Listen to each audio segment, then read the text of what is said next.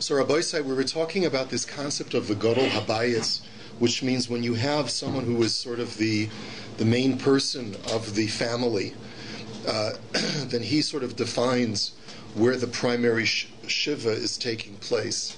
So if he's with the other mourners, the Gadol Habayis, and another sibling or family member comes a couple of days later, so then he's allowed to commence his shiva together with the rest of the family, even though he didn't start together with them, and he can get up with them. We had a machlokas between the Tanakama and Rabbi Shimon as to whether that's only if he comes within the first 3 days of shiva, or even according to Rabbi Shimon, even if he comes on the last day of shiva.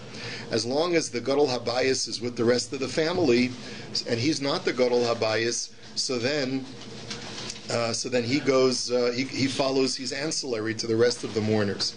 That's the halacha. I mean, that's the discussion that we're having now.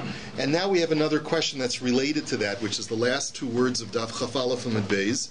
Ibayaluhu. The question is now raised. Halach gadol habayis lebeis hakvaros mahu. What would be the halacha if the primary person of the household actually is aware of the death? It's not that he's coming late, but he's going actually to take care of the kvura. All of the other mourners are starting their mourning period immediately because they're not going to be participating with the kvura. And as we'll see in a moment, that's the halacha, that when you're not going to the kvura, your shiva starts right away, even before the kvura. So, but he's going to take care of the kvura. The kvura could be several hours or days' journey. And the question is, could you argue that, on the one hand, since he's the Gadol Habayis, so he's independent of the rest of the family, so therefore his mourning should not start until the actual Kfura, which could be a couple of days later. On the other hand, you could argue, since he's actually taking care of the decedent, therefore maybe since the rest of the family is sitting shiva for that very same decedent, he could be considered as starting together with them, so that by the time he gets back from the kvura, he could just commence with them and get up at that time when everyone else gets up. How could they start sitting shiva before the burial? Well, as I said, when you're not participating in the kvura, your shiva starts right away. It's only when you're there at the burial that you start sitting shiva at the time of the burial. That's the onain. Did you ever have that situation where the body is transported to Israel and some of the family remains here? You heard about it, right? The people that are not participating in the burial start shiva right away, even before the body is buried. When that period of Onain. Period of onain is the preparations for the burial, but once they've relinquished the body, so then they're not onanim anymore. They're not taking care of, they're not making preparations anymore. Is there a declaration they made? No, so you'll see. We're going to get to that in just a minute. There's no declaration, but we'll demarcate it more carefully in a minute. So Tashma, so come and listen. That's our question. The question is about the Gadol Habayis. The Gemara says, the Amar Rabbi Chia bar Abba, Amar Rabbi Yochanan, Afilo halach Gadol Habayis lebeis hakvaros mona imohen. That even when he goes to the cemetery, and therefore his shiva really shouldn't start until the actual burial, nevertheless, when he comes back, he can commence with them and get up with them. So Mona Iman, how can you say that? V'hatanya Mona la'atzmo. There's another brisa that says that no, he counts separately from them and he starts from whenever the burial took place. Lo kasha hada asa begav tlasa v'hada lo asa begav tlasa. So the Gemara says if he can make it back from taking care of the burial within the first 3 days of when everyone else is sitting shiva, like the Tanakama had said, so then he can commence with them. But if, let's say, the cemetery where he's going to bury the dead is a couple of days' journey each way, so that by the time he gets back, they're already in their 4th or 5th day of shiva, so then he has to count separately, and his shiva starts separately from theirs. Kiha da amar lehu rav livnei hatsalfoni da asu begav tlasalinu behadaichu da lo asu begav tlasalinu lenafshayu.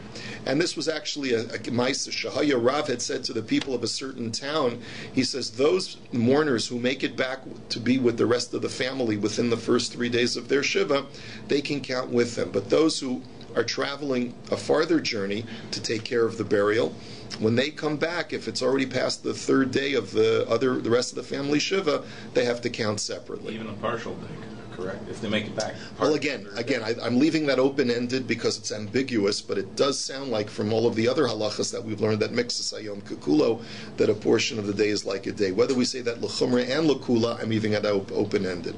Amar lahu Rava. They discuss the shloshim also. Does he count separately? That's a good question. As far as the demarcation of shloshim, it's open-ended. The Gemara doesn't discuss it. Amar lahu Rava livnei machuza. Atun delo azlisu basar arsa mechi hadrisu apaychu mibava de avula aschilu manu.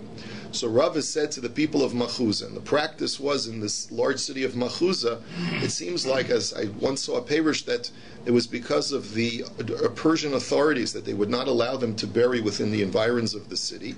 This was considered offensive Jewish burial for the Zoroastrians. I think they had another method. They would leave it out for the birds to eat the corpse, or they would do maybe some cremation. But they didn't want bodies to be buried. So if you were Jewish and you had to dispose of the body in a funeral, you had to take the body many journeys away. So therefore it was typical for you to dispatch your loved one in the casket up to the gates of the city or the gates of the city limits, and then you would turn around. So Rava said to them, as soon as you turn around and you've said farewell to the body and you leave it with the emissary of the Chever Kadisha to bury, so then that's when your Shiva starts. That's what we do. In other words, the example that we would give today is when you bring the body to the El Al carrier, the cargo bay at the airport, to send the body to Eretz Yisrael. So those who are accompanying the body start Shiva with the burial, and those who are staying here and are going to be sitting Shiva here and not accompanying to the burial, their Shiva begins immediately upon that moment when they turn around, leave the cargo hold. That's when their Shiva starts. So the Shiva will end in 2 different days. With Correct. Family members and Correct. They stay for the whole time. Right. Unless there's a Gadol Habayis involved, right? In other words, if the Gadol Habayis is On the trip. if he's home, if he's staying in Toronto, The Shiva's over when he's and then the person taking care of the burial is coming back, so then he can get up with the rest of the family. But again, it's complicated. It's complicated. So What's the reverse of that? If he's the one who's on the trip. if there is no there's no Gadol Habayis, or if he's the Gadol Habayis And he's on the trip. taking care of the burial, Yeah. so then everyone else starts their Shiva right away, and he starts his Shiva at the time of the burial. Okay? And they That's not the so they end at different times then. They end at different times. Exactly. Consult your local Orthodox, right? There are a number of different permutations of this case. As you can see, it does become very complicated. So therefore, in your specific situation, it shouldn't happen for many years. But in your specific situation, ask the Shaila at the time. Rabbi Shimon Oimer, Afilu ba bayom hashvi mimakam karov moni man. Remember, Rabbi Shimon had said that even if you come from a nearby place within 10 parses, and it's even on the 7th day. So Reb Shimon had said, so then you can count with them. So it could turn out that you only spend a few minutes sitting Shiva, and that you can get up with the rest of the family. Amar Reb Chia bar Gamda, Amar Reb Yossi ben Shol, Amar Rebbe, V'hu shaba umatza Menachem in Etzlo. And Rashi has a different girsi here. He says, "V'hu shelo amdu Menachem in me'etzlo," but the meaning is the same. We're talking about a situation where by the time you get to the house, you knock on the door, and just before they open the door, the mourners have already gotten up, put on their shoes, and are ready to walk around the block. In other words, everyone said their final hamakom Menachem. They got up and are ready and are now leaving the house, and that's when you arrive. By that time, it's already too late. You can't say, well, I'm going to get up from Shiva with them. They've already just gotten up from Shiva, so therefore you have to start your Shiva all over again. So, boy Rav Ana, nina rulamod v'lo amdu mahu. What if you're just a moment before them, when they're about to get up? They've already started to make the motions of getting up, but they haven't stood up yet and put on their shoes. So what would be that status? So the Gemara says, Teku, that's one of those gray areas which we don't have an answer for. Gemiri chavrei de Rabbi Abba bar Chia me Rabbi Abba. So the friend of Rabbi Abba bar Chia learned from Rabbi Abba the following. And who was that friend? Umana Reb Zera. And the friend who learned from Rabbi Abba was none other than Reb Zera. Va'amrila, but some learn it just the opposite. That Chavri de Reb Zera mi Reb Zera umano Rabbi Abba berei de Reb Chia bar Abba. And some say that no, it was Rabbi Zera's friend who learned from Reb Zera the following. And who was that friend? Rabbi Abba, the son of Reb Chia bar Abba. So what did one friend learn from the other? Amar Rabbi Yochanan halacha ke Rabbi Shimon ben Gamliel betrefos, halacha ke Rabbi Shimon be'evel. That we paskin like Rabbi Shimon ben Gamliel, even though he's a more lenient position, we paskin like him with a certain law of treifa animals, which we'll learn in just a minute, and we paskin like Rabbi Shimon, who's the more lenient position as far as Averis. Now, Reb Shimon be'evil ha'da'amra.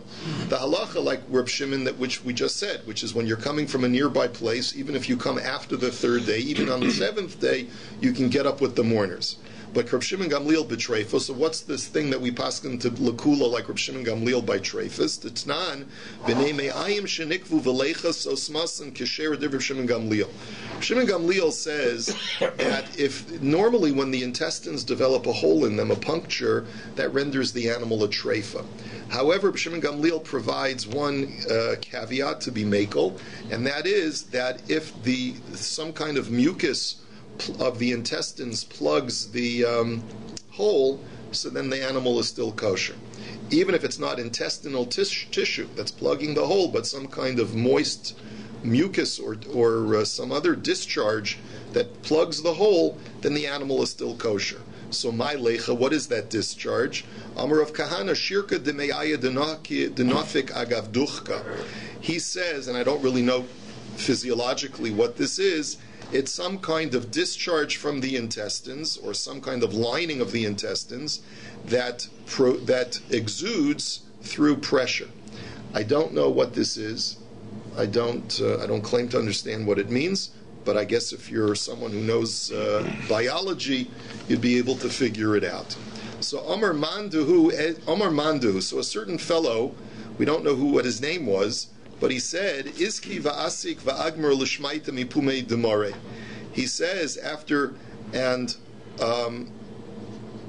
so in other words, I believe what the Gemara means to say is, since we're unclear about whether it was Reb Zera or Rabbi Abba who was the friend who learned this halacha, he said, I hope one day to have the Zechus to learn it from the person who actually pronounced this statement. So Kisalek Ashkechei Rabbi Abba Bereit Reb Chia bar Abba, and when he came to Eretz Yisrael, he found Rabbi Abba, who was purported to have taught this halacha that we paskin like Rabbi Shimon Gamliel to be makel by treifus, and we paskin like Reb Shimon to be makel by avel. So Amar Mar halacha Reb Shimon Gamliel b'treifos. So this person said to him, Rebbe, did you actually paskin like Reb Shimon Gamliel? So Amar Lei, Ana ein halacha Amri. He said, no, just the opposite. I said, we don't paskin like Reb Shimon Gamliel. We're machmir, and we don't allow that puncture to be considered kosher. So Reb Shimon be'evel mai. So okay, fine. You're also purported to have said that we paskin like Reb Shimon to be lenient by avel, that if a person comes from a not too far a distant place, then even if he comes on day 7, he can get up with the rest of the mourners. Amrlei plug to ninu. So that Rabbi said, that's a machlokas, and I'm not prepared to tell you one way or the other. The itmar Rav Chisda Amar halacha, v'chein Amar Rabbi Yochanan halacha, and Rav Nachman Amar ein halacha, because we have Rabbi Yochanan and Rav Chisda say that we can be mekel, and Rav Nachman says that we're not mekel like Reb Shimon. Ve'ein halacha Reb Shimon Gamliel b'treifos, v'halacha Reb Shimon be'evel, the Amar Shmuel halacha k'divrei mekel be'evel. And the Gemara's conclusion is that we do not paskin to be lenient like Reb Shimon Gamliel by treifus, by the puncture in the intestine, but we do paskin like Reb Shimon to be mekel for an avel who comes away after on the 7th day, because as the general rule has always been, we always go according to the more lenient position with the laws of avelus, since they're all midrabanan to begin with. I'll call a mason. Sorry, so what about according to the one who said it was Reb Zera? What does he do with that? I don't know. In other words, it could be that this person was a third party. In other words, this Mandu was a third person. It wasn't clear whether Reb Zera learned it from Abba or Rabbi learned it from Reb Zera, but either way, Reb Abba was a party to this story. And because he was a party to the story, he wanted to know what's the halacha. So next, al kol hamesim kulan matcha mitasa harezim meshubach. Totally new subject, having to do with the hastening of the burial. Now, you and I all know that, as the famous joke goes, Jews bury their dead before the body gets cold. We always rush to bury our dead. That's the general rule because of many mystical concerns about the destiny of the Neshama, the discomfort of the Neshama while the body remains unburied.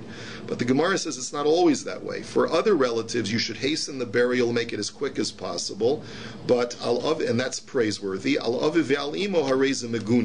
But for your father and mother, if the hastening of the burial is going to result in their dishonor, because rush, and we don't have time to get all the people to come to the Levaya, and it's a very chap-lap kind of thing, so that's not praiseworthy. Because for other relatives where I don't have to honor them as much, so then that's praiseworthy even if it's a chap-lap burial.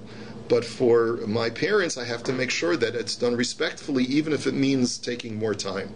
Haya Erev Shabbos or Erev Yom Tov, that if it's Erev Shabbos or Erev Yom Tov, and like Maseches Macho says, O Shahayu Geshamim Mizalfin Al Mitaso, or if it's raining, so that by delaying the burial or doing a longer processional to the cemetery, you're causing more dishonor to the body. Raizel meshubach, then to do it chaplap even for parents, do it quickly and hasten it, that's also praiseworthy.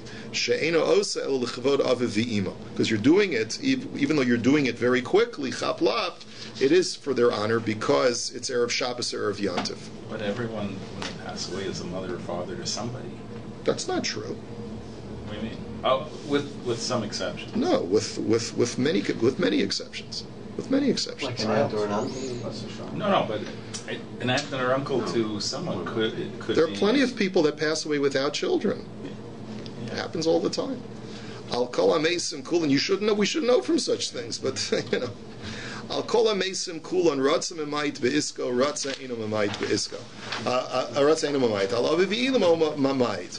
The next thing that the Gemara tells us is that for all other relatives, if you want to minimize your business, you can.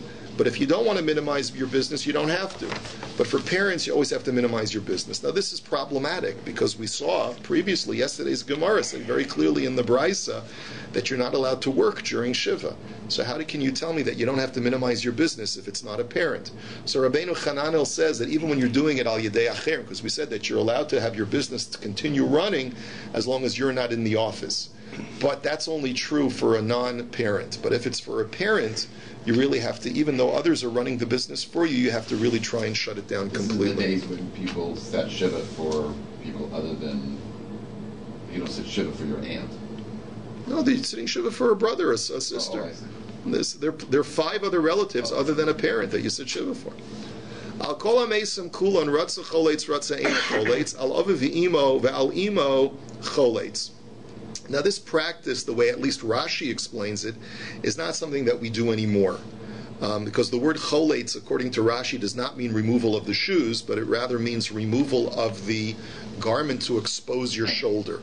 It used to be the practice that after you did Kriya, you had this sagging piece of fabric because of the Kriya, and then what you would do is you would pull out your arm and expose your entire shoulder. This was a way of dishonoring yourself to show your mourning. But we don't do that anymore. We don't expose the shoulder anymore, so to speak. I don't know why. It could be because the other Meforshim learned this to be referring to removal of the shoes or some other part of the article of clothing. But in any event, so for other relatives, if you want to expose the shoulder, you can. If you don't want to bare the shoulder, you don't have to. But for your mother and your father, you should expose the shoulder. Umaisa begadol hador echad shemeis aviv ubikesh lachlotz uvikesh gadol hador acher sheimo lachlotz v'nimna v'lo chalatz. So the Gemara now tells us an interesting story. There were 2 Gedolei Hador. The term Gadol Hador, by the way, is very uncommon in the Gemara. It's one of the very few times when the Gemara uses that term, the Gadol Hador. The Gadol Hador, the great one. Today. What? Very common today. It's very. Not saying it's today common, but Everybody's a Gadol Hador. no, I'm the Gadol Hador. Anyway, We have it on record now. Okay. Anyway, yeah, today's Purim. So anyway, I watch my sister. so So there was once a story where the Gadol Hador lost a parent, and the other Gadol Hador, out of respect to that person, wanted to bear his shoulder, to sort of accompany him in his grief.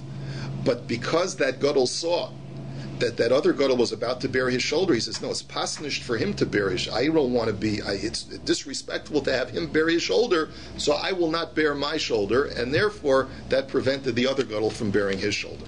So the Gemara says, Amar Abaye Gadol Hador Rebbe and Gadol Hador Sheimo Rabbi Yaakov Bar Acha, Beika da Amri Gadol Hador Rabbi Yaakov Bar Acha Gadol Hador Sheimo Rebbe. So Abaye is quoted of saying one of two things. It's either Rebbe who lost his father, and Rabbi Yaakov was the one who wanted to do it, and Rebbe demurred from doing it himself to prevent Rabbi Yaakov from doing it, or it's Rabbi Yaakov who lost his father or parent, and he wanted to prevent. He stopped. He did not bear his shoulder to prevent his friend Rebbe from bearing his shoulder. So Bishlam Laman Damar Gadol Hador Shimo Rebbe Hanu Dinim Navalo Chalatz. I could understand if you tell me that the person who lost his parent was Rabbi Yaakov, and Rebbe was the friend who wanted to do it as well, and therefore Rabbi Yaakov said it's pasnished for you, so I'm not going to do it either. Elo Laman Damar Rabbi Yaakov Bar Acha Amay Nimna Velo Chalatz Reb Shimon Gamliel Nasi Hava V'Kuli Alma Michayev L'Michlatz. So the Gemara says, but if you tell me it was Rebbe who lost his parent, and Rabbi Yaakov was the one who wanted to bear his shoulder, and Rebbe stopped because he didn't want Rabbi Yaakov to do it, I don't understand. Why wouldn't Rabbi Yaakov do it even if it wasn't his parent? If it was Rebbe's father was the Nasi, it was Reb Shimon Gamliel. And Reb Shimon Gamliel is the Nasi. For the Nasi, everyone has to bear their shoulder. So why would Rebbe not do it to prevent Rabbi Yaakov from doing it? Rabbi Yaakov should have done it because it was the Nasi who passed away. So the Gemara says, Kasha, this is a good Kasha, we don't have an answer. I just thought of a very simple answer. Maybe it was Rebbe's mother who passed away, not his father. If it was his mother who passed away, he'd have to bear his shoulder. But since it wasn't the Nasi, what? Oh, because it says Aviv. Because Shemeis Aviv, right? Because that you're right, Rabbi Black. It says Shemeis Aviv in the story, right? That's why. So you have to. That's the reason why you can't answer the way I tried to answer. That's why the Gemara says Kasha. Okay. Al kol hamesim kulon mistaper la'acher la'amid yom al aviv yalimo ad she'igaru bo chaver. This is a very important halacha that is halacha l'maisa, that for all decedents that you're sitting shiva for, once the shloshim is over, you can get a haircut. For a father and mother, it's not after shloshim. It's a big misconception. People think once shloshim is over, you can get a haircut. It's not true. For a parent, you can't get a haircut until your friends tell you, hey man, you look like a hippie. Get a haircut, right? Which the poskim is, so it's a very nondescript halacha. So you have to wait for someone to tell you you need a haircut. What if your friends like you? You're like your hair long. You live in a commune, right? So the poskim say that if no one speaks to you, then by 3 months you can assume you can get a haircut.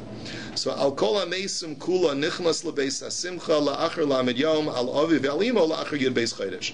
And the next halacha is that for other deaths in the family, other than parents, then you can go to a social gathering after shloshim, after 30 days. But for parents, you cannot attend social gatherings of simcha until after the 12 months are over. So Amar Rabba Bar Bar Chana, Ulasimchas Mereus. So Rabba Bar Bar Chana says the only heter that you have to go to a social gathering after shloshim for other relatives is only if it's not a major simcha like a chasana. If it's just like a social gathering, like a group of friends gather to go bowling or go to dinner together. But if it's for a simcha, like a sudas nesuin, like a chasana, then even after 30 days, for a non-parent, you're not allowed to go. So meisvei, let's challenge that. Ulesimcha v'lamereus lamed yom. The Brisa says explicitly that both for a stam social gathering and for a chasana, once the 30 days are over, you can go. So the Gemara says, Kasha, you're right. That's a problem to what Rabbi just said. And that's taka the halacha. Once the shloshim are over for a sibling, let's say, you can go to a chasana. Ameimer masni hachi. Ameimer taught it as follows. Amar Rabba Bar Bar Chana ulesimchas mereus mutter likanes la'alter. That really what Rabbi Bar Bar Chana was saying was that for a social gathering that's not a chasana, you can go for a non-parent, you can go immediately, even during shloshim. Ay v'hatanya l'simcha shloshim v'lamareya shloshim. Ay, but what are you going to do with the brisa that says both for weddings and for just stam social gatherings you have to wait 30 days? Lo kasha haba arisusa haba puranusa. So different ways of understanding this, but it seems from Rashi that the convention was, in the times of the Gemara, that when friends gathered for social gatherings, they do a round robin. So, because people couldn't afford to entertain. I mean, let's talk. I mean, people were poor. So if you were entertaining a group of friends in your home, it was understood that you would take turns. So this week, I'll have the chevra over, and I'll pay for the expenses. And then next week, we'll do it at your house. The next week, we'll do it at Yankel's house, etc., etc., etc. So in a situation where it's at Yankel's house, and I'm the person that's in Avelis, then during Shloshim, I'm not allowed to go. But if, let's say, the round robin turns out that in Mitten Shloshim, it's my turn to entertain, since I have already borrowed, so to speak, by eating at other people's houses, and now it's my turn to pay back that debt, then I'm obligated to entertain, even though I'm in the middle of Shloshim, because people are relying on me for that meal, that weekly meal that we all get together. So that's when it's mutter even during Shloshim. Al kol hamesim kulan korea tefach al aviv ve'alimo ad sheyagalis libo. For other deaths, you only have to tear your clothing for one tefach, but for your mother and your father, you have to actually expose your heart, which means tearing on the left side all the way down to your heart. Amar Bavohu Maikra, what's the pasuk to indicate that kriya is a full tefach? So, because it says, Vayechazek David b'vegada vayekar eim, as it says that King David took hold of his garments and he tore them. Ve'ein achiza pachos mitefach. But what is taking hold? Taking hold means with your hand. A fistful is why you take hold of a piece of cloth. So therefore, a fistful is one tefach. So therefore, you see that he tore a tefach. Al kol hamesim kulan afilu lavush asara chalukin eno kareya ele elyon al aviv al imo kareya es kulan. That for other deaths, you only have to tear the outer garment, even if you're wearing multiple layers. But for a parent, you have to tear all the layers, even if you're wearing 10 layers of clothing, which is why we tell a person at a levaya, if it's a child of a deceased parent, if you don't want to tear too many layers of clothing, don't wear a suit and a sweater and a shirt and so forth, because you'll have to tear all of them, all the layers. But some people just come with a shirt to the levaya, let's say on a hot summer day, so that they don't have to tear their jacket. Va'afi karsuso ena ma'akeves. Echad ha'ish ve'echad isha. And for a turban or headdress, you don't have to tear. That's true for both men and women. Reb Shimon ben Elazar omer ha'isha koras es atachton u'machzirasa la'achareha v'chozeres v'koras es ha'elyon. Now for a woman, we have tznius concerns of bearing her skin, and therefore she should be wearing 2 layers of clothes. The lower layer she should tear and then put it on backwards so that the tear is behind her, and then the outer layer she tears in front, so therefore at no point can you see her skin. And that's what we tell women today: wear a shell and then wear an outer blouse, so that when we tear, we only tear the outer blouse so that tznius is preserved.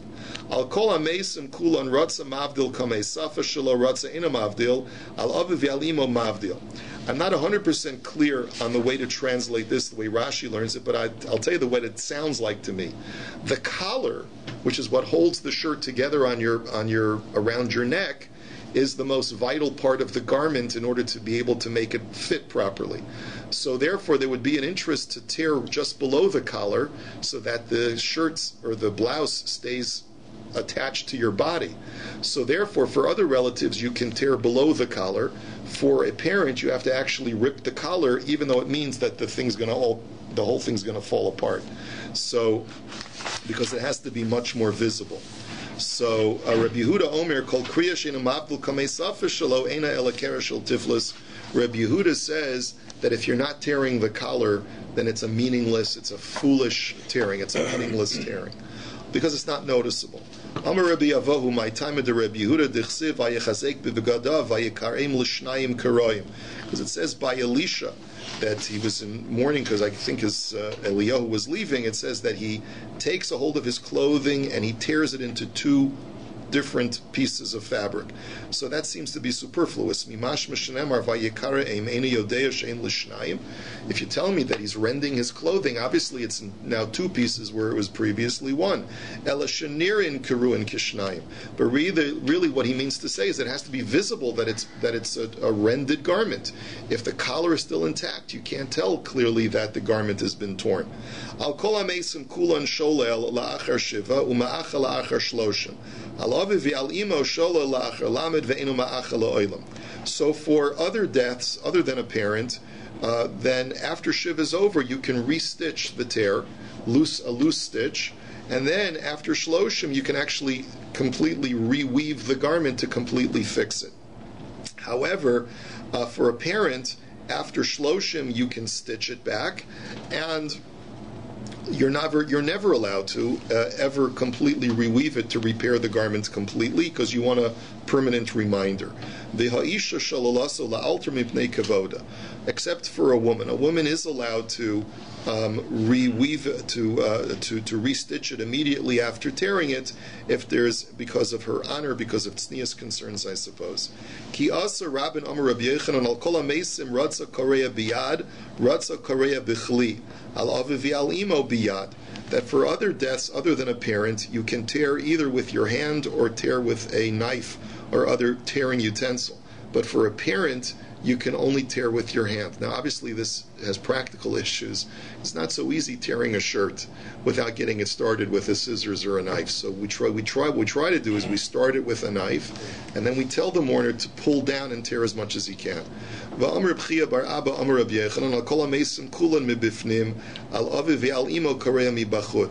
So it's not, from Rashi it seems one way, but there could be another way of learning. So Rabbi Yochanan is saying that it's the outermost garment that is not covered up with anything else, which has to be torn for a parent, so that the tear is completely exposed. For other relatives, if you have, let's say, some kind of overcoat or some kind of protective garment, it's okay, even if the tear is not completely visible. But others, I think others want to learn that mibifnim and mibachutz means publicly versus privately, tearing it out in the open versus tearing it privately. Amar Rav Chisda v'chein lanasi. Rav Chisda says that the law of tearing openly for a parent is the same halacha by a nasi. When you tear for a nasi, it has to be an open tearing, that the tear is visible. So meisvei lo hushvu la'aviv imo ela le'ichoi bilvad. So the Gemara says, I'm going to raise a challenge to that. There's a brisa that talks about other people other than your parents that have the same halacha as parents, and it mentions the Av Beistin, your Rebbe, the Nasi, and it says these are equivalent to your parents only as far as the law of stitching the garment, which we allow you to stitch it, but we don't allow you to completely repair it once the shloshim is over. So it sounds like that the only equation that is made from parents to the nasi only has to do with stitching and not having to do with an exposed tear. So my lav afilu l'nasi. So therefore, it's a kasha what you just said, that you're equating the nasi to a parent even for the exposed tear, not just for the prohibition of repairing the garment afterwards. So the Gemara says lo levad mi nasi. No, for other people on that list in the brisa, where it says that your Rebbe, the Av Beistin, there we're equating them to your parent only for stitching. But the nasi we're equating to your parents even for other halachas as well, including the halacha of having an exposed tear. Now, the Gemara now tells us a story. Nesiya Shachiv, the nasi passed away.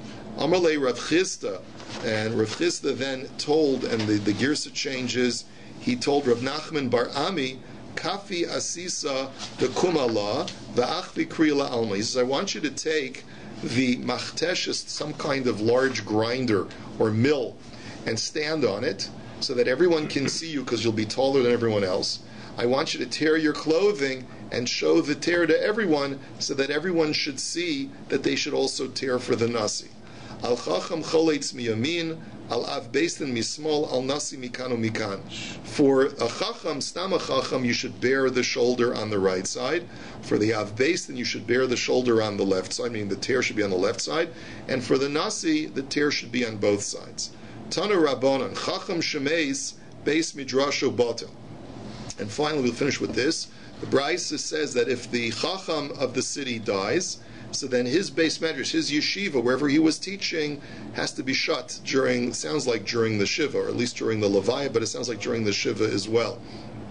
And Av based in Shemes, Kol Beta Midrasha Shabi'iro B'Telin, that if it's the head of the regional Basin who dies, then all of the Batei Medrash shut down, and V'nichnasin LeBeis HaKnesses, and everyone goes to Shul, U'Meshanenes Mekoman. And to demonstrate that everyone is a mourner, because the Av Basin passed away, everyone has to change their seat. Hayoshvin b'tzafon, yoshvin b'darm, hayoshvin b'darm, yoshvin b'tzafon, to show that there's a discomfort, we're not in the right place because we've lost our Av Basin. Nasi shemes, now the higher level is the Nasi. When the Nasi dies, so Batei Midrashos Kulan B'Telin, that we close all of the yeshivas in the Batei Medrash, Uvenei HaKnesses Nichnas LeBeis HaKnesses V'Korin Shiva V'Yotzim. And everyone who normally goes to shul should daven at home, and the only reason to come to shul for Shabbos is just for Kriyas HaTorah. Just read the 7 Aliyahs, and then go home and don't daven together, just to demonstrate the mourning. Rabbi Yeshua ben Karcha Omer, Lo sheyelchu v'yatayilu b'shuk, elayoshvin v'domin. That when we say that we close the Batei Medrash, what does that mean? That everyone can now go to Disneyland? I mean, to go for a Spazier or whatever? No. The point is that because we're closing the Batei Medrash, you sit home and just do nothing, so that you can indulge in the mourning, indulge in the loss. That's what you're supposed to do. And we'll continue this discussion. It's a shame tomorrow.